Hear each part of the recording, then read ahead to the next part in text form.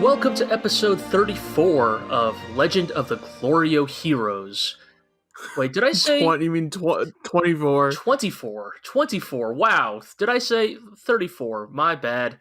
Also, I don't think it's even 24. It's 23. My God, we are off to a great start. Okay. Oh, I see what happened here. I was typing this in and I hit 3-4 instead of 2-3. Okay. That is... your fingers were off. Yes, my fingers were off. This is a fantastic start to a fantastic podcast.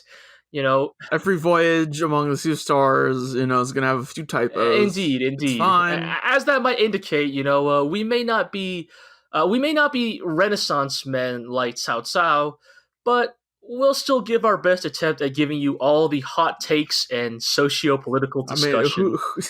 Who's a better Renaissance man, Cao Cao or Admiral Merkatz? That's a close one there. What if Admiral Merkatz was there during the Romance of the Three Kingdoms? I'm not actually sure how Merkatz would fare. I feel like the Romance of the Three Kingdoms really rewarded your... It really rewarded your Reinhard and Oberstein types more than your Merkatz types. What about your Shenkops? Your guys like Shenkop and Yang Wenli would eat shit immediately because they are nowhere mean enough to survive in that time period. Well, Louis Mashengo. I think Louis Mashengo. No, actually, Romance of the Three Kingdoms is interesting because it is very much a story about how all the conniving, shady people win in the end, and all of the honorable, straightforward warrior types die. Anybody who has anything resembling compassion or empathy for their fellow man is immediately punished for it. Okay, so real life, got it. It really is a historical. It truly is. So we are here to talk about the legendary 1988 science fiction OVA. I'm your host, Gee, and with me, as always, my Zhang Fei to my Guan Yu is my co-host, Iro. I'm still here on this journey to the Sea of Stars. Yes. I steer this podcast, and so I'm going to keep making Romance of the Three Kingdoms references, because... Yep, and I will keep being a poor excuse for a Chinese man. I wouldn't worry too much about it. Romance of the Three Kingdoms is a pretty incomprehensible mess in some places, and I wouldn't act like I'm particularly an expert either. Just Total War Three Kingdoms came out recently, and just like a certain would-be conqueror, all I want to do is conquer all of known China, but everybody just keeps getting in my way. Yes, well, did anyone in the Three Kingdoms destroy the Earthcoal headquarters? You know what? They totally did, team up to take fight out all the way to the Himalayas. They did team up to take down the Yellow Turban Rebellion, so they kind of did, actually. All right. Yes, well, what we're doing... Padding for time, so I could pull up the episode titles here. Excellent. This week on Legend of the GLORIO Heroes, we're covering episode 64, Holidays End, episode 65, Against All Flags, and episode 66, Under the Golden Lion Flag. Yes. This is an interesting trio of episodes, as we often say. Yeah, I feel like we've finally gotten what I predicted weeks ago. Yes. About it's time for Empire politics, right, guys? Yes. And then we got a bunch of crazy rebellions and stuff. But now we're back to Empire politics. Yes. All that good Empire politics you want to get into. I think the overarching theme of these three episodes is everybody hates Oberstein.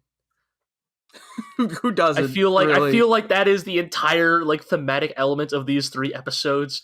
He is the slimiest. Is everybody just like the subtext about Oberstein is no longer subtext. It is just text. It is just out there on the table. Nobody cares about being polite anymore. They're just fuck you, Oberstein, you slimeball piece of shit. That's a dog who gets along with other dogs. Yeah. We'll get into Binfield later. Indeed. For now, before we go full into Empire stuff, episode 64 opens with Julian and the crew of the Undutinus having escaped to the Earth cult's clutches, and their headquarters is blown up. Yes. Yes, So where they collapse the mountain on Julian, themselves. Julian and Boris Konev and Poplin and Mashingo are standing on a mountain. Yes. And Boris Konev's dropping some shade on religion. Yes, the great line, saying that go for it. in a religion, there's nothing cheaper than the lives of its faithful. Yes, which is a fucking... It's the same as how politicians view the people and emperors view their soldiers. Yes, it's some good galaxy brain takes from Mr. Konev here. I think we all miss Ivan, but I feel like Boris is bringing the they heat. truly are related. But they kind of get to like being a soldier is a truly cursed existence. Yeah. And but supposedly young Wenli values the lives of his men, or so he hears. So he says. But anyways, before it still gets to the question of, well, what do we do now? And what they do is they meet with Wallen. Wallen's their was we're Fazani. We're also infiltrating this place. Yes. And we gave you all the information to blow it up. I like that they're still maintaining this cover, without any proof, just like their good word and their deeds. But I mean, their deeds were pretty good. Yeah, that's true. Fucking Poplin nailed that dude with a syringe. Yeah. But so Wallen's like, I like this bit here where Wallen's like, well, I have to reward you guys somehow. And Julian is of course like, no, we don't need rewards. Like, just, we just need, we're just gonna just need safe passage back and then home. Poplin's like, dumbass, act more like a Fazani. Like, ask for something. those wheeling and dealing scumbags. Yeah, and Julian's like, I've always wanted to go to the capital, which is making good on our hopes that we're going to get a little bit of Julian hanging out on Odin. Yeah, when he went to Fazan after Yong's whole speech on, like, you need to expand your horizons, we were like, all right, time for some Julian Fazan stuff. We got like 10 minutes of it before he immediately left because of stuff. Yeah, because of that, my fear is that we're not actually going to see that much of Julian on Odin because mainly it's because of the developments of these 3 episodes. I feel like we have kind of lost our chance for Julian to do something relevant, because my hope, of course, was that with Julian being on Odin, we get the happenstance meeting of like Julian and maybe other, like, I mean, I'm not saying Julian would fucking somehow been talking with Reinhard himself, but like talks with Mittermeier. Right. He just shows up at Mittermeier's house, like everyone else. Because you assume that, like, if Wallen took Julian to Odin, maybe Wallen would be like, all right, I'll be your guide around Odin or something. Here's my lieutenant. He'll like be your tour guide of Odin, and we would get some just like Julian just happening to run into Mecklinger or Mittermeier, But alas, despite my love for Legend of the Galactic Heroes, Yoshiki Tanaka has denied me my sweet fan fiction. The flowers of Odin. Yes, the Flowers of Odin expansion. Introduces 3 new Odin waifus to Julian's harem. Where's Baroness Westphal? Yeah, where is Baroness? I miss her. Fucking imagine if she had ran into Julian. What kind of shit could they get up to? Yes, well, but speaking of Odin, like, stuff's happening because all the stuff going down the FPA is starting to reach Odin. Yes. So we have so as we found out last what was it? Was it last week where we no, never mind. I'm getting things mixed up. Anyways, point is, yes, so the admirals basically meet to discuss the Leninov issue. Basically, what do we do? Like, as far as we know, anyways, he is alive and prisoner on and Yang's fleet. So, and conveniently, Reinhard has gotten sick again. Yes. And so it's just a meeting with all of the admirals instead, and no boss man to bring down the room. And so of course we have the admirals, we have Oberstein, and noticeably Oberstein has brought Lang with him. Right. Who else we got? Royenthal, Mittermeier, Mueller is there. Yes. Mecklinger, Bittenfeld. So they're all basically, I mean, everybody's there, but mainly this is a Mittermeier, Roythal, and Oberstein like centered Right. conversation. And so I love the because the person who reports in is a one Captain Ratzel, Yes. who was the guy who was basically Young's handler Yeah. during the like 2 weeks Young had Yeah. of domestic Yes. life. And so he's like, it's not Young Wenli's fault. That guy's cool. It was all Lennenkampf. And I mean, and then here's the thing, right? Like, the thing I've always loved about Legend of the Galactic Heroes is that people in this show like are fairly reasonable. You know, we don't always agree with their motivations or their actions or their intentions, but because we get to see people talk through their mentalities and their rationale, we understand, like, you know, how they never arrive at feel certain conclusions. yeah. You generally in this show we're never like, oh, what a moron, or well, we are, but also they've always gone through everyone's thought process. Yeah, or even that, it's more like, you know, we always talk about maybe one of the worst possible like methods of plot development is like the big misunderstanding, right?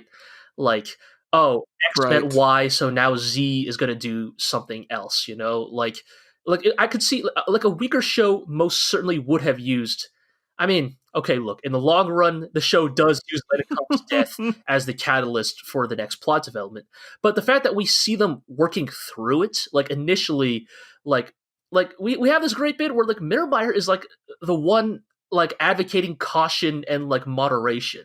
Like Mittermeier is the one who's like, everybody, whoa, calm down. Like, we still got to talk through this Lennenkampf issue. Also, let's all be real. Lennenkampf was kind of a dick. Like, he probably brought this upon himself. You know, of course, Oberstein is the one who's like, you know, fucking, oh, this is perfect. We should kill Yang Wenli. I mean, Oberstein convinced Lennenkampf to act in this course of action in the first place a few episodes ago. Like, he's kind of behind this. Totally. And I mean, sorry, go ahead. Yeah. and yeah, so like, you get this great bit here where like the generals are like talking through. They're like, no, we shouldn't like fucking like jump on Young immediately. Like, we need to figure out like what we do with Lennenkampf to begin with. And we got a great bit here with Mittermeier is just going all in on Oberstein. Like, just our nation was founded on truth, not subterfuge. Right. Like, you get Mittermeier, like, ever the loyal company man he is. Like, optimist, like trying to argue that, look, we are not the Golden Bomb dynasty. We do things differently now. We do things right. And, you know, fucking Oberstein, it is telling that when Oberstein is being such a dick that even Roythal gets fucking mad enough to start shouting at Oberstein too. Like, you know, takes Mecklinger to advocate for everybody to cool it for a bit. Right. I like these scenes a lot. Yeah, because where everyone's in a room where everyone's in a room and you can like show their character by chiming into the conversation. Yeah, like you get, and it helps make everybody look intelligent. Yeah, as well, because like it makes everybody feel like an active agent in their own agency. You know, like like nobody here is getting taken along for a ride, or at least if they're getting taken along for a ride, you know, they're getting taken along for a ride because they have been genuinely outplayed by their opponents, you know, but nobody just like passively accepts it. And finally, after all this stuff, because we're all talking about like how, oh, blah, blah, blah, like, should we hold Lennenkampf accountable for this? Because like in the end of the day, it was his job. It was literally his job to maintain the peace. And he literally could not even do that for like 2 months. So like how much is his fault as it is Yang's? Of course, you know, then fucking Lang, of course. Right. Like after Mittermeier basically says like, if it is our fault, we need to accept responsibility for that and not just cover it up to protect our own reputation. Right. And then of course the Lang of secret police would be like, oh no, Sully the Kaiser's good name or whatever. Right. Lang is basically just pulling a like both sides bullshit right here, where he's like, but haven't you considered, you know, like the alternative? And like, I love that fucking Lang opening up his mouth and saying his stupid bullshit. It's so fucking stupid. Like, it's so bad. It's so galling that it agitates Royal of all people to just fucking lose it, like, Oh, this at is Lang. great though. Just, like, Royal is so fucking mad. Like, So this scene was very it's so satisfying. good. Like, it's so good. Like Royal just like Royal's basically just fucking gets up from his seat and is like, "Who the fuck are you? Like, this is for high admirals. Who the fuck brought you here?" Like, side-eyeing Oberstein because he already knows who brought him here, but like he's Yes. like getting like where? Who said you could open your mouth? Like, who said you could say any of the things you were saying? Like, get the fuck out of here, or I will throw you out myself. Like, Uh, and the thing I love about the scene is, like, here's the thing, right? Like, Royal's not really a good person. Like, we know oh no, he's a piece of shit. but it's always very satisfying when you watch, like, someone like Royal who is, like, moderately, Generally pretty collected yeah, most of the time. pretty collected, but only generally, not only, like, mostly a pretty, like, collected on the level guy, but like he like he is, like, I mean, I don't want to say he's evil, but like he is, like, on the evil spectrum, if that makes sense. And like and it's very satisfying that because like because only an evil person like Roenthal can recognize, like, even worse evil than him, if that makes sense. Like Sure. like Roenthal might be kind of a dick, but like he never acts in, like, straight up, like, bad faith or obfuscation. Like if Roenthal's going to be a dick to you, Right. Roenthal's going to be a dick to you pretty straightwood, Like, he's Uh-huh. gonna kidnap you and have sex with you and then rant about, like, rebellion. And I love that for someone like Roenthal, he cannot stand someone like Lang, who is, like, so hypocritical, so Like slimy. so slimy, who speaks in, like, half truths and bad faith. Like, I love that, like so it takes someone like Roenthal who's like fuck you, I know your tricks, like, You're full of shit. don't even bother, and like fucking just cows laying into, like, bailing out of there. It's so good. Yeah. But there's just one shot of here of Kessler being like, haha, yeah. I mean, I think, just Roenthal is saying what everybody has had on their brain ever since, Lang started showing up to these meetings. But Yep, and so he goes to Oberstein's office and meets him there, yes. or Lang does, and he's like, they were being so mean to me. Oberstein is basically, like, I miscalculated. I guess I shouldn't have brought you. Oberstein is among at least, like, the most infuriating type of character. Because Oberstein is, like, because when I said unflappable, because when we talk about, like, talking about obfuscations and half truths and bad faith, like, Oberstein is the king of that shit. right? Like, he is the slimiest of them all. Like, on this, like, evil spectrum I was talking about, like, Oberstein will always be the fucking extreme end of that scale because he's basically like, he basically tells Lang that can't do anything about Roenthal right now because he is trusted. Yeah, like, by Reinhard. Has street cred basically, but Oberstein also concedes that yes, Roenthal is powerful today, but he might not be powerful tomorrow, and orders keep an eye out for irrefutable evidence. Yes, so orders Lang to try and dig up some dirt on Roenthal. So we will see where that goes, but who cares about that? Because the next scene, we are finally bestowed the grace of long-haired Reinhard. He's finally your beautiful sickly boy Reinhard. Yes, his laying in his bed. Right. Apparently, fever caused his hair to grow overnight.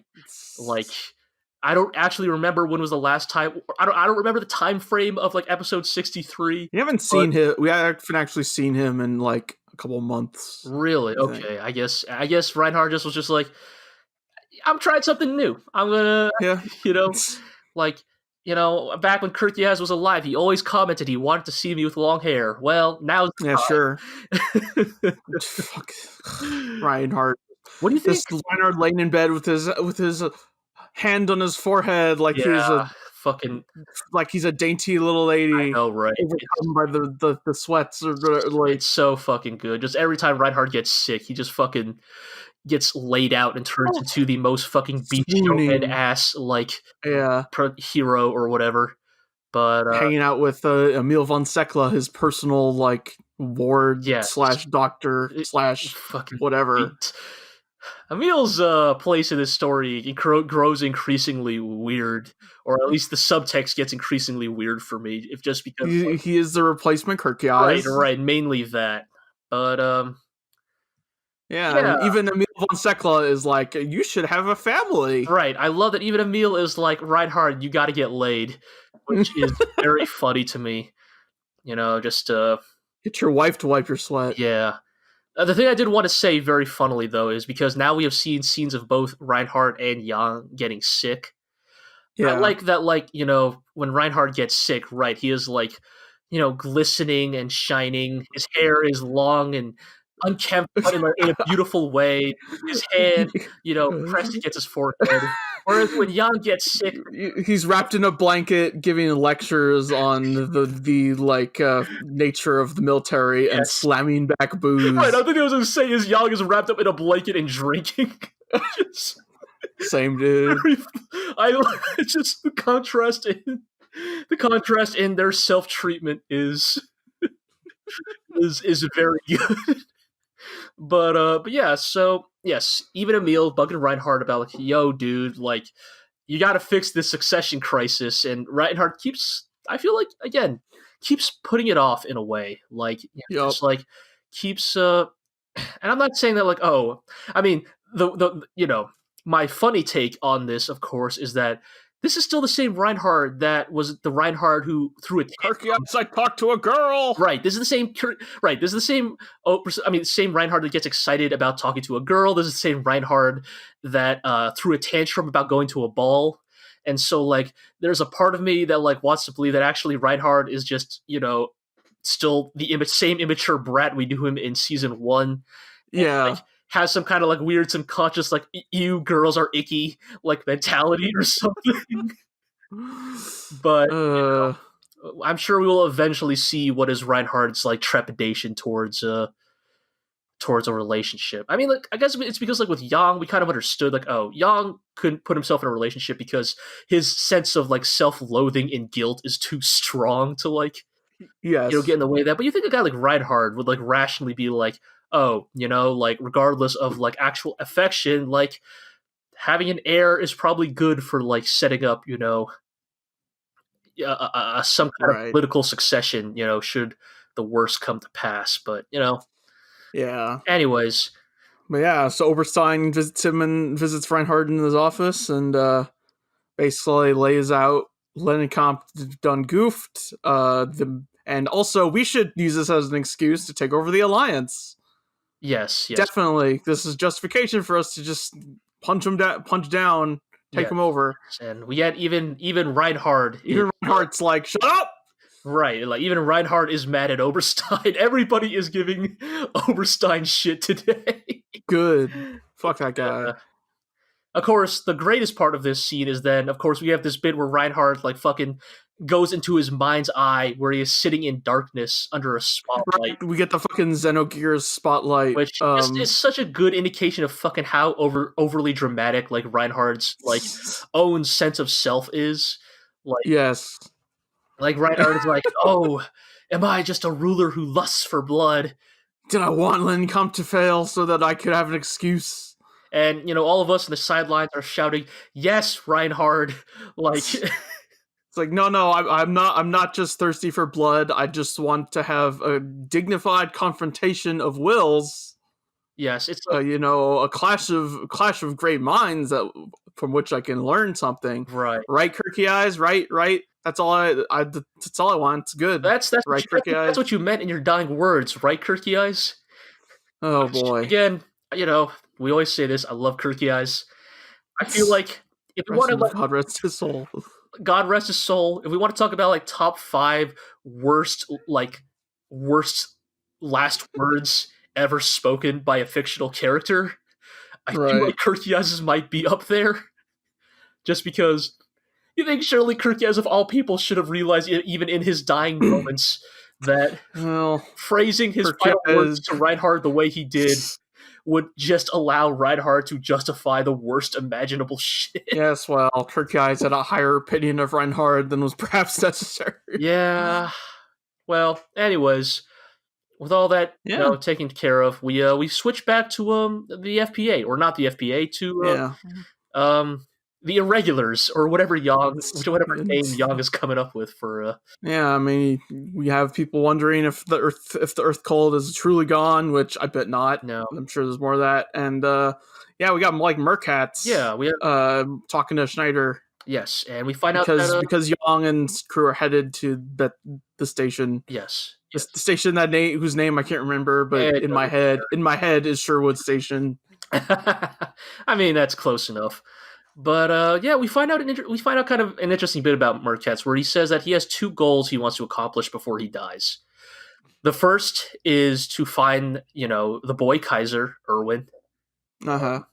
It seems that despite all the things we like about Merkatz, he is still a Golden Bomb loyalist through it. He always was, I think. Yes, I think like it's a good reminder that like just because he's been on our side for like 30 episodes does not mean Merkatz is a champion of the Free Planets Alliance and democracy. No, I think it is way closer to the enemy of my enemy is my friend situation. But, I mean, but emphasis on the friend part, because Merkatz's other goal, his hope anyways, is that with whatever life he has left, he can put enough things into action to hopefully pull Yang away from the inevitable war.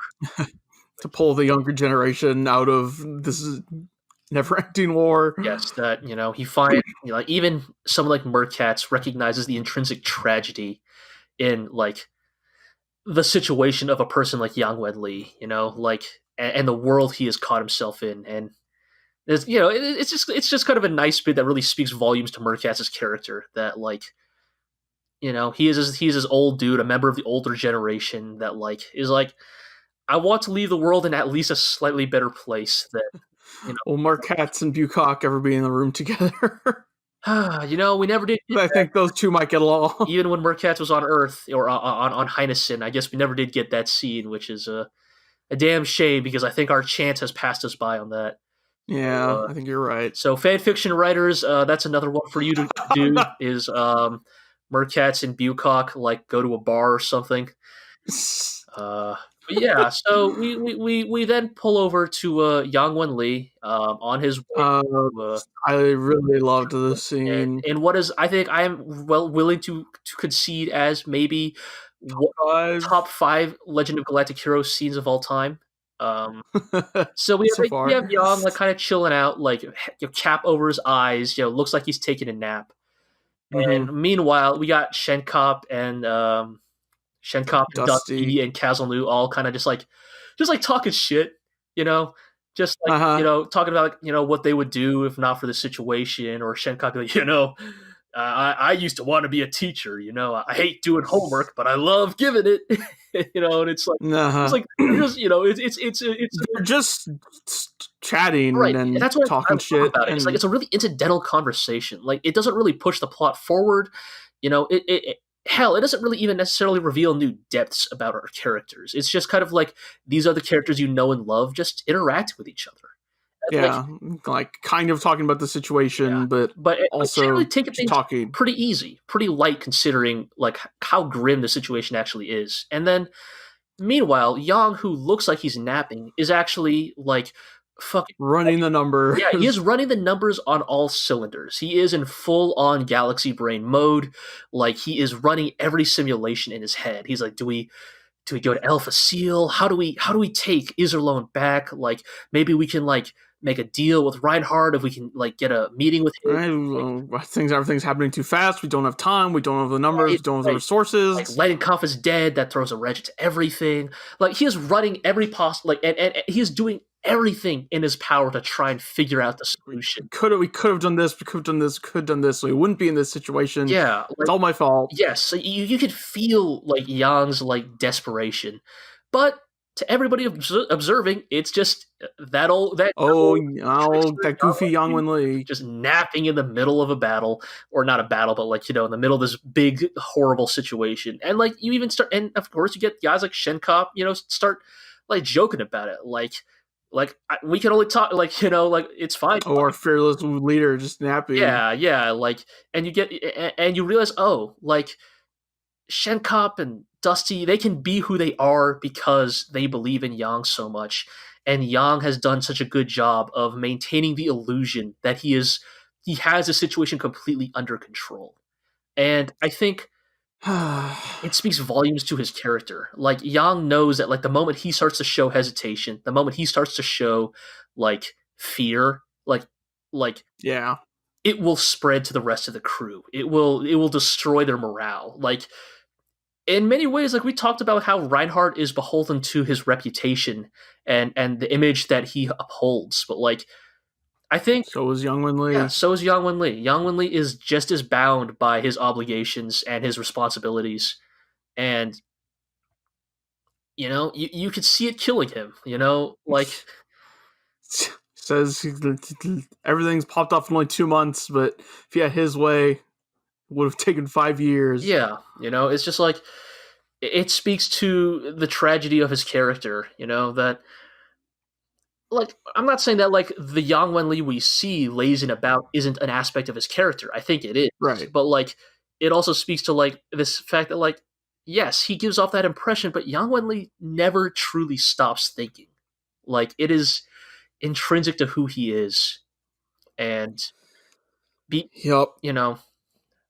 It's just, Yeah, it'll get Yang Wenli.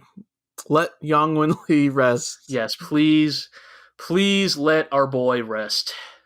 But he doesn't deserve this. He does not. But anyways, we go back to Reinhard, where they're making official preparations to move the capital to Fezan. Yes, so we have and he's basically saying Papa Mariendorf, as Secretary of State, will be the regent on Odin.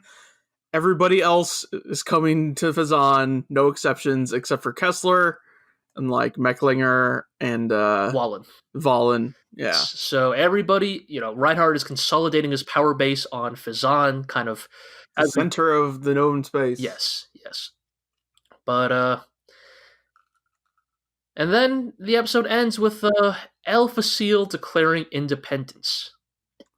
Yeah. And, we begin to kind of see that, like, yes, as Reinhard consolidates his power base, though, the rest of the galaxy begins to splinter apart in interesting ways. Yeah, and we even see some Royenthal and Mittermeier talking about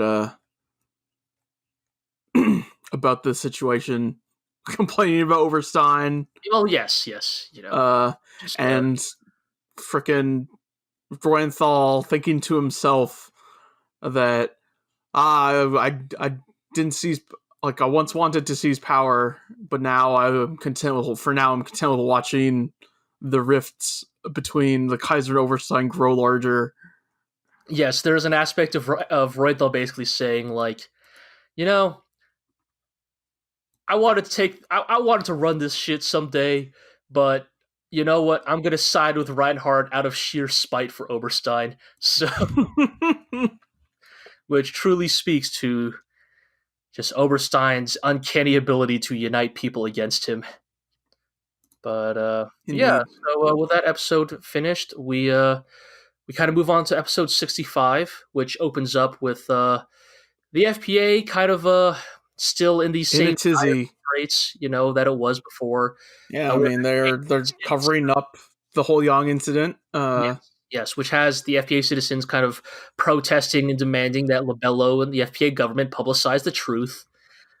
We see a shot of Labello here, not looking too hot. Yeah, Labello is falling apart. Yes, Labello's falling apart at the seams here. It's not a good look for him. But and we get this montage of because the truth has not fully been publicized, so people are throwing around crazy rumors. Yes. About what's going on. Like, Yang Wenli has been captured and now he's in a military prison, or Yang Wenli is hiding in a mountain villa, Right. And then we just these dumbass rumors about Yang Wenli until we get to the one rumor that is, actually on the money. Yang Wenli and Len Khan fatally shot each other. Yes, that's the one. But yeah, so we go from that to a great scene of fucking Yang trying to come up with a good catchy name for their splinter fleet. Right. Which is a very good use of his time, I suppose. Yeah, sure.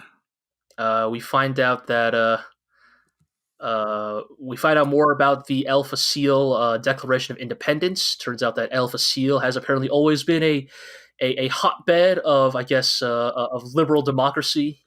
I think it's the first planet after Iserlohn. Yes. So we can say that like El Facil and Iserlohn combined kind of form a specific corridor of space. Yeah, and I guess El Facil felt safe about declaring independence because they assumed Yang Wenli would come and save them. Yes, we have some guy Romsky who is like a politician for like the Democratic movement. Yeah. El Facil basically singing a speech. Yang Wenli, democracy's great, guys, but Yang Wenli loves democracy. So if he loves democracy, he should come help us. Yes, wink at the camera. Yang Wenli, come to El Facil. It's like fucking of course they would try to play. I mean, of course they would. I mean, I think it's as much of a. I want to believe it's as much a power play as it is genuine. I think that like El Facil has always held a certain goodwill towards Yang Wenli. Yes, one of Yang Wenli's. The thing is, that's what they're counting on as a political play. Yeah, I mean, true, but I mean, also, Yang Wenli kind of mentions it himself that like. Technically, it is probably somewhat advantageous if we can hold Iserlohn and El Facil because, like, that forms like a pretty solid bulkhead. Yeah, I guess my trepidation is that yes, we hear that El Facil declared independence, but the only thing we really see of that is this politician saying "I'm really help us," and not necessarily No, that is maybe there's just not time for it, but right. I mean, you're definitely right about that for sure. I'm definitely not going to apply this as entirely like a what's the word? Fully genuine. Yes, it's a fully genuine approach, but right. I think back to the Jessica Edwards stuff. Yeah. Where totally. A bit more time was spent on how she did what she believed in the ideals of democracy. For sure. I mean, I think we will see how that plays out. I think it's just likely that El Facil becomes, a card in Yang's hand as it becomes yet another anchor for him to bear. But we kind of get into this then though because of that news, Shenkop is kind of again Yang hey Yang, take power, be the boss. You should really take power, and Yang keeps saying no, I'm a military man. It's a bad precedent for the military to take political power.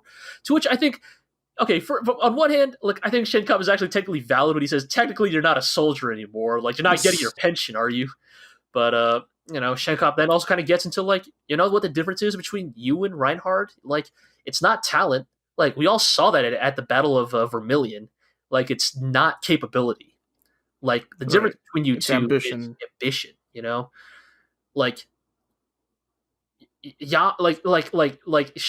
Shenkop kind of gets into this, right? It kind of echoes back to the original to the first conversation between Yang and Reinhard when they met in person. Yang holds certain inalienable truths to be the objective laws of the universe. And some of the those objective laws, at least for him, is of course it's the good of democracy, the people's right to self-agency. But Reinhard, on the other hand, says that I don't care if there is an objective universal truth. I will bend and twist and grab it and make it to my own image. And we don't know that necessarily. We don't know which of those two takes is necessarily the objectively quote unquote objectively good philosophy, but it speaks volumes to how their much characters. I think what Shenkop's getting at, and of course I think we've said it. Shenkop is maybe Yang's most loyal man. I think that is why Shenkop can say these things. Yeah, can ask Yang what what is it that you hope to accomplish at this point? Yeah. Like, what do you want? Right. I think I'm actually. What is your end game? Like, Yeah, I'm so glad Shikub actually said that because as much as I love Yang Wenli, what is his end game? Like we know what Reinhardt's is, but Yang has been so reactive in this show. I don't think we've ever and I actually mean, seen like what does Yang actually want? that's his whole character. Like, he probably doesn't even know what he wants. You know, like, and I think that a he's guy an like inherently passive kind of person. right, and I think Shekop is getting to that. You're too passive. Like think about like and you know I'm not saying that like Shekop is necessarily right here, but he's saying think of what you could have achieved if you had Reinhardt's ambition. Like think of how much good you could have done for the universe, you know? Like fuck the precedents, fuck the long term. Like think about the people who live here and now in the era we live in. Like how many of them would be alive and safe and prosperous if you were willing to do the things Reinhardt did? And, you know, I don't think it's necessarily I don't think, you know, Shenkop is necessarily right, but the fact that he is, you know, he is pointing out that like Yang has an absurdly low scope of ambition, you know? Like yeah. And I guess I think that is why I think that is what is going to make it interesting to see kind of, you know, how Yang Wenli's arc eventually concludes because you know this is who Yang Wenli is. Yeah. You know, like yeah, because he is a man who doesn't really have like this grand universal plan. So what happens? He's a guy doing the best he can with what he's got. Yeah, but like even somebody who is so good at escaping from the from the corner, if he keeps getting pushed into corners, like eventually, yeah, you're gonna run out of leeway. And yup, I feel like that has kind of been the entire thrust of this season for Yang Wenli. Yeah, and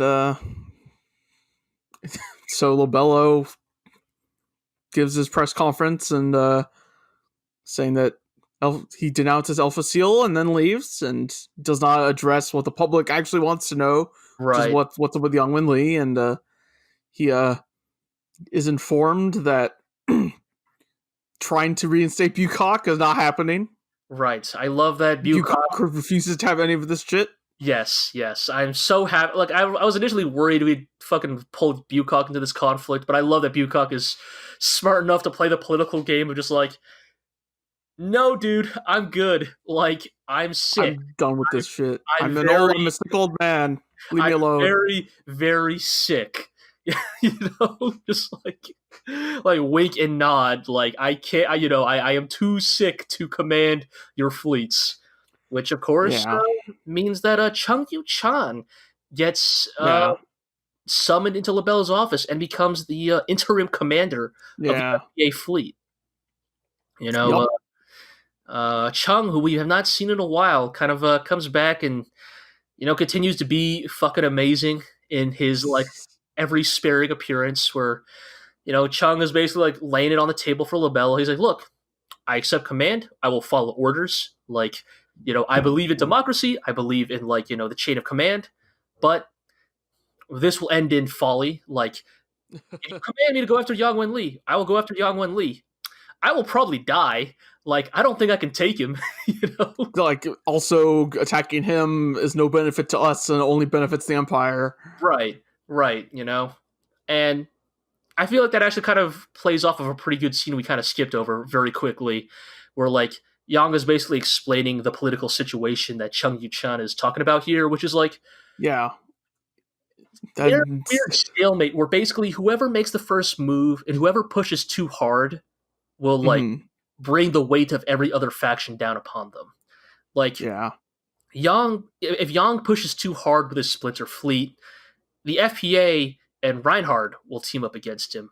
But if he takes too long, nothing is going to get done. But also, if the FPA pushes too hard on him, he will be forced to, consider bargaining with Reinhard. And we have a great bit where he's moving around glasses and salt shakers. Yeah, to illustrate his point. I love that the glass of whiskey is Reinhard. So. Yup. Reinhard, is Reinhard a rye, or is he a bourbon, or is he like a scotch? I do not know my fucking liquor well enough to comment on that.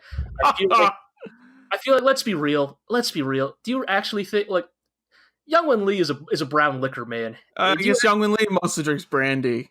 like? Let's be real. Based on what we've seen of Reinhard, Reinhard's a wine man. Like, Yeah, yeah. Remember, he's the dude who's like double fisting glasses of wine. it's You true. know? It's true. So we actually Reinhardt's been drinking his wine, not Young's hard stuff. yeah. So that's another spin-off we can throw into the pile. Is a Bartender. yes, a Valhalla expansion uh, with a crossover with Legend of the Galactic Heroes, where you serve members of the FPA and the Empire drinks.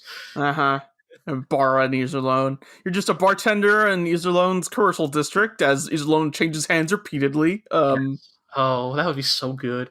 Oh, so good. I feel like Young's not much of a bar drinker though. I feel like every time we see him drink, he Young knows the score, man. No. You're all giving me shit for being a home drinker. No, I actually speak poorly to you if you're gonna compare your drinking habits to Yang Wenli, a man who drinks in his own. I'm just speaking the truth, dude. Look, I'm just saying, guys like Shedkop, Dusty, Poplin, they know how to have a good time. You know, whatever, dude. Sometimes you just need to get the job done. The problem is that is exclusively Yang Wenli's approach to alcohol, which yeah, again, I think speaks about it. So to his character, yeah, relatable, dude. same Yang Wenli. Anyways, we cut back to he does. I do want to bring up what point Yang Wenli makes here about. He's basically like, we need to negotiate with Reinhard somehow because out of everybody in the Empire, only Reinhard will like has the character to keep his promises. Like maybe he's a fucking warmonger and lusts for blood and will conquer and crush and take revenge and purge his own people, but he would not break a promise. Yeah, basically, Young gets to the heart of it is that like Reinhard can be bargained with. It's the rest of the Empire infrastructure that is the problem here. Yep.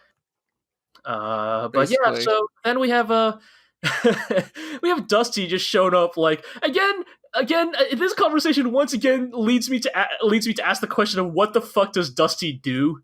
Because apparently Dusty has time to just gossip about Shenkop's daughter to Yang Wenli, where he's like, "Hey, now don't tell anybody. You heard it from me, but apparently Shenkop's a legitimate daughter is here on the base." Fucking Dusty, you need to chill. And it's just Dusty who wears the pirate outfit. Dusty who like couldn't find an FPA uniform in time on Highness, running around in his fucking clubbing outfit. Right, that didn't happen. Okay, Dusty shipping Julian and Catarose, just like. I love Dusty. What does Dusty actually do on the fleet? Like, I don't know, man. Like, you have this general idea that okay, Kazanu handles logistics, Shenkop like trains the Rosenritter and does Rosenritter stuff, but like, I don't know what Dusty's job is on the fleet other than like, fucking just being that dude who's always willing to chime in on a conversation, regardless of whether he actually is like he has a right to or not. But yeah. So yeah, as I said, speaking of Julian, we cut to Odin as they're visiting Nusan Sushi. Yes, I love that. I love Julian, but fucking hey, Julian's such a fucking square. Of course, the thing he's walking around in his like lavender polo with his pink sweater over it. I mean, even more than that, just fucking, of course, Julian of all people, like, oh, we're visiting the fucking home capital of the Empire. I know, let's go to the fucking museum.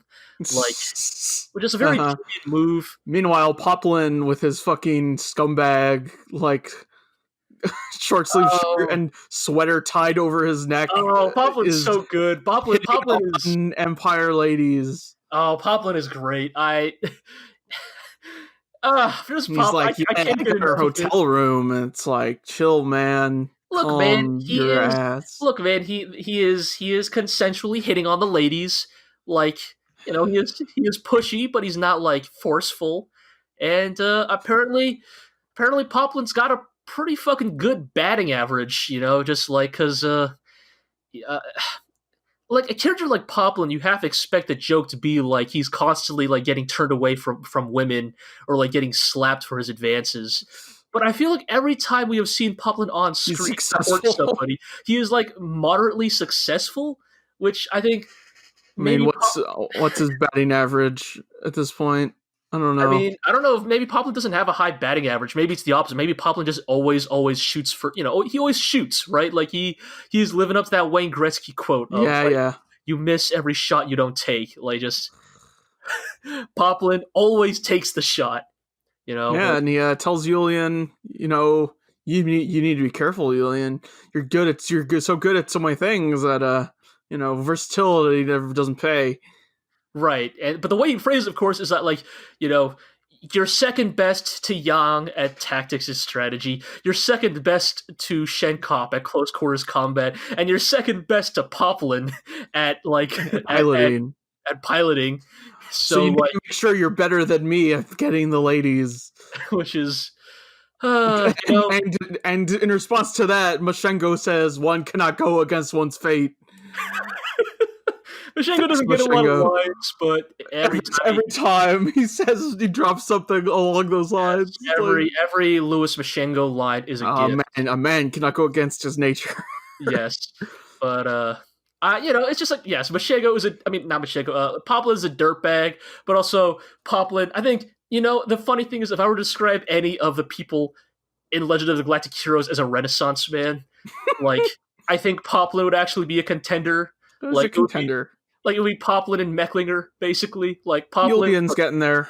That is true, but I'm just saying. Look, Poplin is an accomplished starfighter pilot, an expert in recognizing foreign toxins. Yep. And is an international man of mystery. Yep. Can't argue with that. Also, weirdly, so often the smartest person in the room, which I don't know how he manages it. Yeah, I don't know, man. Anyways, meanwhile, Mr. Silverbeche is working himself to the bone to move the capital to Fazan. Right. No, this is no trivial undertaking. I kind of do love these scenes of like all these fucking Empire dudes in their fucking Empire ass outfits, but then just wearing hard hats. Right, or like looking at tablets and fucking. It's very funny because like, I guess it's like, well, I guess even if Reinhard was to modernize the Empire, people are still going to dress, like their fucking Renaissance fair, ass, costumes.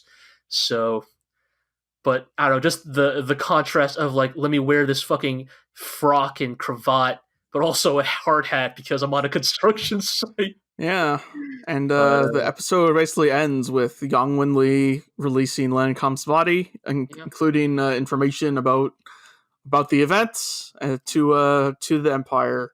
Yeah, and, so we find out that was it Steinmetz, who almost got pushed into a black hole. Yes, is the one who was sent to go. He's originally sent to go to Heinessen to survey the situation, but upon receiving Lennekomp's body and the truth of his death, he reports back to Reinhard. Yes, and the episode ends with everybody kind of awaiting Reinhard's decision or his response. Now that he has like the casus belli, the truth of the matter, basically. Now that Reinhard's got all the information, what's he gonna do? Right, which is what we find out in episode 66. We find where everybody he calls me with his top 3. Yes, so everybody's on Fazan. People, enough time has passed. A couple months have passed. You know what? I don't mind these time skips because, like, that makes sense. Like, motherfucker, you're not going to move to a new capital in a week. But B, my headcanon is that for every month that passes that we don't see Yang Wenli on screen, that maybe his life is just slightly more peaceful than whenever we do see him on screen. Yeah. But I do like also just. It's hard to remember sometimes because we're watching these episodes that just jump immediately to when big stuff's happening, but like stuff like this takes time. All of this stuff, like, we're used to genre fiction where everything pops off in a week, but big offensives, big civil engineering. I mean, motherfucker, moving your capital, changes. like moving your Takes capital a in lot of time. under half a year, under half a year of your inauguration is Right. literally insane to me. Like Right. like real world countries have taken longer than lifetimes to achieve similar goals, Right. but I guess, maybe a part of that is also just speaks to, well, that's the advantage of an autocracy, I guess, where You if say one man at the top make it says so. I say it. You make it so now. right, one man at the top says jump, everybody says how high. But yeah, so we have Mittermeier and the other generals or Yeah, admirals the meeting. the top fleet admirals. It's Mittermeier, Roenthal, and Oberstein sitting Yes. in the office waiting for Reinhard. We have Mittermeier. He's so precious here. He's like Mittermeier's trying to be like the moderate in the room, who's like, all right, everybody, like, look, Lennonkampf's death is a tragedy, but it's not Young's fault. Yeah. Like, let's be honest here. Like, Lennonkampf always was always kind of a dumbass. Like, he probably brought this upon himself. Oberstein's the one who's like, no, we got to hold Young responsible. Like, let's kill Young. Yep. Let's kill And of y'all. course, Kill young Roenthal. guys. And of course, Roy of all people is the one who basically says, like, dude, like, doesn't this more speak to how bad of a job Lennonkampf did if he couldn't even, like, fucking maintain peace on Earth for, like, more than 2 months? And, like, in all likelihood, Lennonkampf went after Yang out of his own petty grudges, since, Yep. Lennonkampf got dunked on by Yang, like, not once but twice in his military career. This whole conversation, where Roenthal and Oberstein kind of just low-key snipe at each other while discussing the politics of the Empire and how, like, military. Oberstein's like, well, of course I won't do anything because you two hold all the military power. Yeah, there's definitely, like, this. Roenthal's like, no, we are just agents of the Kaiser, who he holds all the military power. You're just like coming up with ways to villainize us. Yeah. Of course, and Oberstein snipes back with, like, well, if you're just agents of the Empire's will, then aren't I just an agent of the Empire's will too? Which is a very fucking unflappable Oberstein-ass move. Fucking, but I do like as they start shouting at Oberstein, before Reinhard comes in, Oberstein just gets up and walks out of the room for like 2 minutes. But it's Mittermeier of all people who's like, shut up, both of you. Like, everybody calm down. Like, if there's another big thematic element of these 3 episodes, it's that I kind of like Mittermeier's weird, like, rise to political leadership of the coalition of admirals. Like Mittermeier is becoming the weird, like, moderating voice in. Yes. Like, for all we joked about Mittermeier basically being a slightly smarter Bittenfield, like, that's giving Mittermeier too little credit and Bittenfield too much credit. Yes. But we'll see how that goes for Bittenfield later in this episode. But yes, it causes Oberstein to just fucking leave the room, like, go for a bathroom break. I need to see Oberstein get flapped at some point in this show. Like, as long as it happens, I'll be okay. But yes, he is just so flat and unflappable and slimy in every way that, like, I want to see everything he's tried to build crumble from his eyes. Yeah, of course, totally. I think that's a thing with Oberstein, right? Is like, he is the most infuriating type of villain, and you're right. Like, and the fact that he is, like, basically, won or benefited from every single one of his plots so far, like, it just makes you want to see it all fall apart even faster. Like, yep. But yeah, so everybody kind of gets their shit back together in time for Reinhard to show up, because Reinhard, and Reinhard's like, basically says, we take advantage of the situation to get Yang Wenli to join us. Yes. Reinhard gives Yang Wenli a new appellation, Yang Wenli, that man of uncommon talent, who we hope to bring into the fold. The trickster, that source of disease. The magician. Right. Yang Wenli, the trickster, the magician, the hero of Alpha Seal, Miracle Yang, Yang Wenli, the source of disease. Yang Wenli will unleash his great and terrible power. Yang Wenli, that man of uncommon talent. Just the list grows and grows with every episode. But Oberstein doesn't really want that to happen at all. And, like, basically lays out all the reasons why they shouldn't, and also the only condition upon which he will allow it to happen which is basically an impossible condition. He Right, says right, if they're going to get Yang Wenli, we need to make him cut all ties with the alliance. right. He has to publicly denounce the FPA entirely. Yep. Which, of course, as Reinhard and the rest of them literally say, like, that's an impossible condition that basically ensures that Yang Wenli will never join us Right. because, like, you know. But yeah, just So I they love that everybody in the scene, like while they're talking, are just like exchanging glances at like Oberstein's assertions. Like everybody is just like glancing at each other and like other people across the room, being like, well, how do we feel about this?" Right, and so they basically change the subject and are like, so with now that you've got a great reason to just take all the alliance, you're gonna do that? Like, is that okay? And Reinhard fiddles with his locket. Yeah, a bunch. Yes, which is like, which I think we've taken to mean he's A, agitated, and B, thinking about what would Kirky Eyes do. Yes.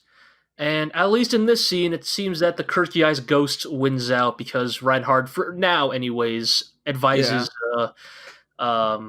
caution about necessarily rushing into the situation, which is, when we see how that uncharacteristic of Reinhard. Yes. But I mean, I think a lot of it is because, to be fair, Mittermeier and Reuenthal make pretty good arguments that, like, you rush into this fight and, like, you don't know how this necessarily goes. Like, yes, the FPA is weak. Yes, Yang Wenli's fleet is small, but there are a lot of factors in play right now. And, like, you push too hard now and you risk, like, making the situation even worse for us than it already is. Yeah. Well, though it leads into this hilarious scene where Reuenthal is thinking to himself to, like, oh man, Reinhard, don't make me overthrow you. Please don't make me overthrow you. Why you gotta make me rebel? Right. Reuenthal fucking victim blaming the person he is planning to overthrow. Or Reuenthal's like, I won't overthrow you as long as you continue to stay ahead of me. Like, Reinhard, you can only be great when you are ambitious. Right. You cannot be passive and stable. Right. You need to be aggressive and ambitious. Yeah, but we have Hilda. We come back to Hilda. We haven't seen her in a bit. She's writing down. She's playing the numbers. She's basically just writing down on a piece of paper like every notable faction in space right now, and there's a lot. It turns out, we got the new. We have like the new Reich. We have the FPA remnants. We have the Yang fleet. We have Fazan's people who are still out there. Rubinsky's still out there. Right. You have like remnants of the Earth Cult. Yes, and you have the Golden Bomb remnants, including the bungling poet. And you have El Facil, who declared independence. Yeah, like there's this idea that you have the Earth Cult. Yeah, like you have this, there's this idea that, of course we've always thought of this as FPA versus Empire, but like actually the political situation has become so fragmented and complex that like it is not just as simple as like A fights B, and like that is all there is to it. And like maybe broadly on some level it is A versus B, but there are so many like multifaceted elements to it that like just like real life geopolitics, like it is never that simple. Like Hilda kind of comments that like sure, the Empire is probably the strongest of all these factions in the room, but like if the Empire pushes hard enough and makes the other factions desperate enough, like they'll happily like team up. Right. Like Yang Wenli could potentially unify several of these elements. Yes.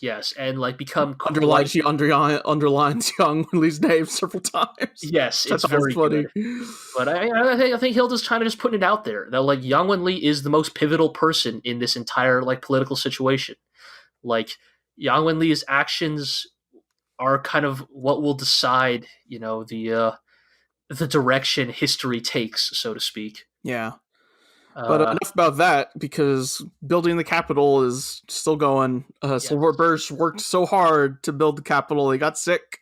And so his subordinate Galuk had to take over, but he was unable to match Silverbeche's dogged determination and civil engineering, and wants to talk to Reinhard about resigning. But we have this great bit here where Reinhard basically pulls his whole Golden Prince thing of like, Nah. blah blah blah. You're plenty talented. Remain in my service. And I think the actual interesting thing about this all is that Reinhard is basically starting to address the sustainability of his government. Like, Yeah. I like that even Reinhard is recognizing that, like, oh, the current government I've created literally only operates because I have employed some of the most like talented like geniuses and individuals of my Right. era, myself included. Like, it is powerful. It is great because I have brought all of these amazing, Yeah. talented individuals under my wing. Because it's to, been like, 3 months and we can burn hard yeah, but, doing like, everything that needs to be done. right. But like in the long term, no government is going to survive that sort of organization. So like we actually need to start thinking about like how do we organize our government? How do we organize like our like infrastructure in a way so that even people of middling talent can like Manage it. basically how do we build a framework that is so self-sustaining that like normal people can still operate it at like peak efficiency, which is like I don't think this is actually a concept I've ever seen addressed in fiction. Like this is actually really neat. Like I'll admit I'm not going to go too much of a historical tangent here because this is not one of my strong suits or not one of my strong areas. But like nation building is hard. Like writing constitutions and like infrastructure is difficult because like we talk about stuff like for example the DMV or the IRS, right? Like these like very heavily bureaucratic government institutions and like creating the red tape that holds government together. Right, like we complain about them as we rightfully should, but like also like they exist because they need to be sustainable. Like they need to be like the reason why there are 15 forms with 300 subforms is that again, this is not to denigrate anybody who works in bureaucracy, but it's basically so you can literally hand a monkey form A and it knows how to process it, so you eventually end at result B. Right. Like because there are not enough geniuses to go around, and besides, the geniuses aren't going to be working at the DMV for the most part. Like, just you need to create an organization that's sustainable, not just one that's great because the people are great. And I won't lie, like this is like I am genuinely impressed by Reinhardt's foresight here. Like, I feel like one of the things I've always commented about and always criticized Reinhardt about is like your organization is running on your inertia. Like your government runs on your talent. Like the moment you are gone, like it's all going to fall apart. So the fact that Reinhardt like knows this himself, like I can sort of appreciate. But in the meantime, Mittermeier and Reuenthal are chilling out as they tend to do. Right, it's it's like the funeral for Lennekamp. Yes, a private funeral. No posthumous promotion because he killed himself, which is not honorable. Yeah. And we so Mittermeier and Reuenthal are chilling out after. We also meet Bruno von Napfstein and Alfred Grillpalzer. I was getting there, yeah. So like, and they are approached by these two younger admirals. They are sort of characterized as the kind of the young generation of up and coming admirals that maybe one day Napstein and Grillpalzer will be the twin stars of the Reich. And they're basically like, you're gonna get vengeance on Young, right? Like you're gonna kill him for you're gonna kill him for the whole Lennekamp thing, right? Because they served under Lennekamp and like. I think Napstein or whatever is like, Lennekamp was a strict, inflexible man, but he was a fair leader, which I'm not so sure about. But and it's a complicated issue. Yeah. Meanwhile, we find out that Grillpalzer is a huge nerd. This like goofy interlude of how he's a geographer / explorer and right, and how charts based on his like readings have been acknowledged and accepted to the museum, and he like excuses himself from the party to flip out in the bathroom and jump up and down about how his paper has finally been published. Yes, it's very funny, but it makes me do wonder if those two characters will feature more prominently later down the line. I mean, if they do, I can only hope this show will do what it always does and reminds us who they are, because motherfucker, I'm not going to remember these dudes in like 3 episodes. No less like 20 episodes. Yeah, totally, dude. But so all of the admirals are called into a meeting room. Yes. Well, I like a bit right here, actually, real quick, where Mecklinger is concerned about the changes to their military command system. Because, Mueller's thinking back to what Mecklinger told him. Right, because not only does Reinhard want to decentralize like public infrastructure, he wants to decentralize military authority.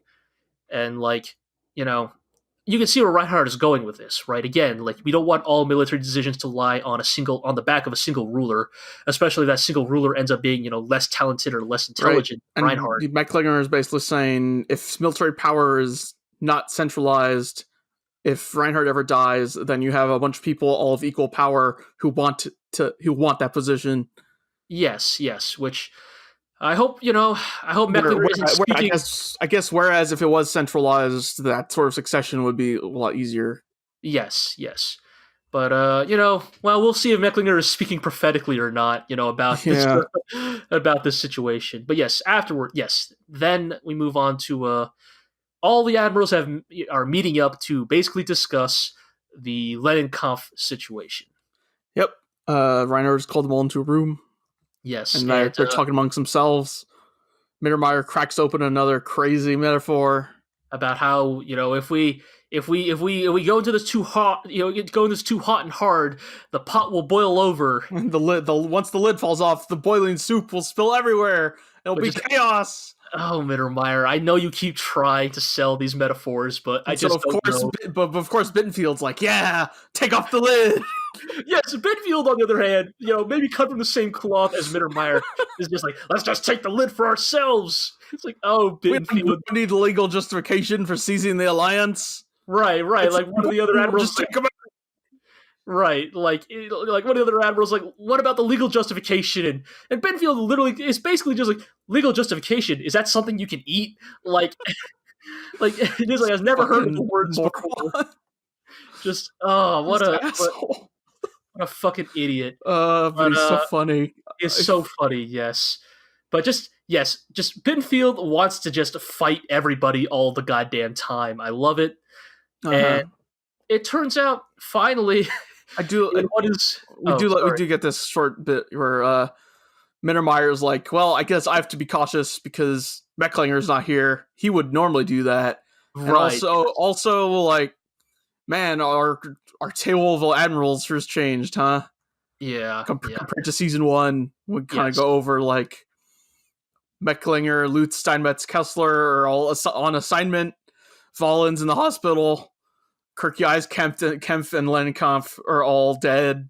Yeah, kind of like, again, like this moment of silence for how shit has popped off since. Yeah, kind of just a wistful recollection of like, there's one thing Legend of the Galactic Heroes is good at. It is constantly upending the status quo. Yeah, it's actually really wild.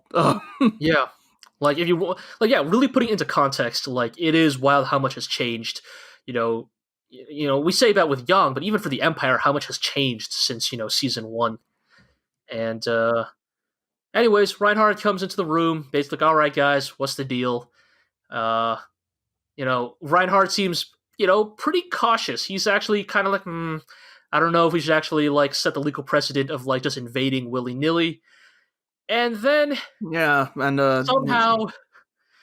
somehow, fucking Bittenfield, right? All his fucking fire and vinegar is the one that reignites Reinhard. Yeah, like Reinhard's worried of pushing too hard because he doesn't want to become like Kaiser Rudolph.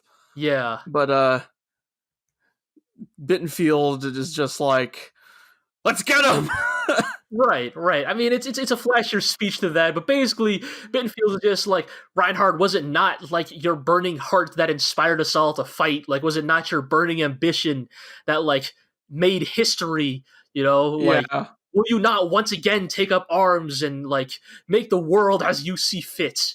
And it was great bit where like Reinhard is just like, you know what? You're right. Bittenfield's right. Like the most absurd words ever spoken in the Empire. Bittenfield is right. Yes, fucking Bittenfield in episode 66. After 66 episodes of Legend of the Galactic Heroes, Bittenfield has finally justified his presence among the Empire High Admirals, and it is glorious but also absurd. So I like that. You know what? Bittenfield spent this entire show saying, "Let me at him. I'll take him." And every time Reinhard, everyone's like, "No, take it easy, Bittenfield. Like, we don't need your specific set of talents just yet." But now, finally, in episode 66, Reinhard is like, "Bittenfield, take your Black Lancers and go to the FPA and pacify the situation and maintain like the front lines for my arrival." And it's like, motherfucker, we in it. Yep. Just this whole speech about how he needs no castle for his true throne is on the flagship Brunhild. Right, fucking God, just the Empire is just so dramatic. Where I am is the Imperial Castle of the Galactic Reich.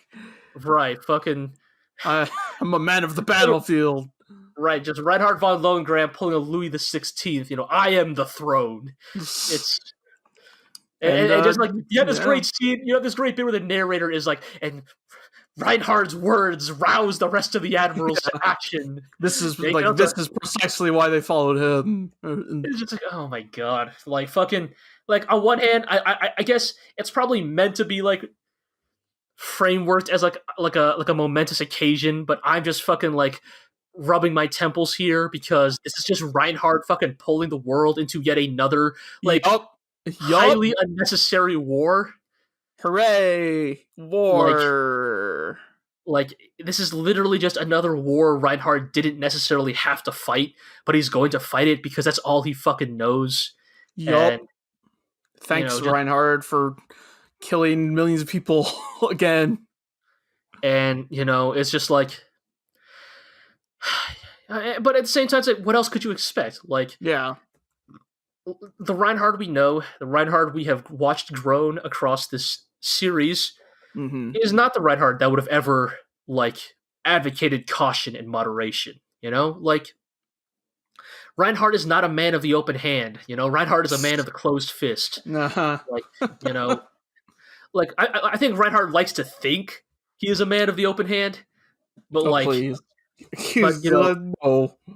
If he truly did, like, he would not employ people like Oberstein, but B, like, he would not do, like, he would not engineer half the situations that basically, force people into wars with him, so. Yeah. But, so, they're off to pacify the Alliance again. Yet again. Just because that's great. Yes, let's set the legal precedent that the Empire can just invade whatever its leader feels fit to, because that certainly won't have like long-standing like implications for your government down the line. Yep. But yeah. I overall really liked this trio of episodes. Just like, yes, like the conclusion they arrive at the end of these 3 episodes is, in some ways, it was inevitable and predictable and expected. Yeah, but that doesn't necessarily make it bad, though. No, because the fact of the matter is the show was willing to spend like 3 whole episodes basically dedicated to seeing like those people like talk through the rationale. Conscious decision, yeah. Like, yes, at the end of the day, they still invade the FPA because it's the fucking Empire. Like, invading people is basically all they know. But, like, the fact of the matter is that you watch them rationalize their actions. You watch them talk it through and arrive at certain conclusions based on the information that they had on hand. It's in many ways, like, I think it is a thing you can only pull off when you have 110 episodes to work. Like Yeah. a lesser show, or not even necessarily a lesser show, but a shorter show, just doesn't have the time for this. Like, it doesn't have the time for even one episode of people deciding, these actions. Like, it's the sort of thing that can only happen because because the show trusts its viewers to be invested in, Right. multiple episodes of political discussion and political rationalization.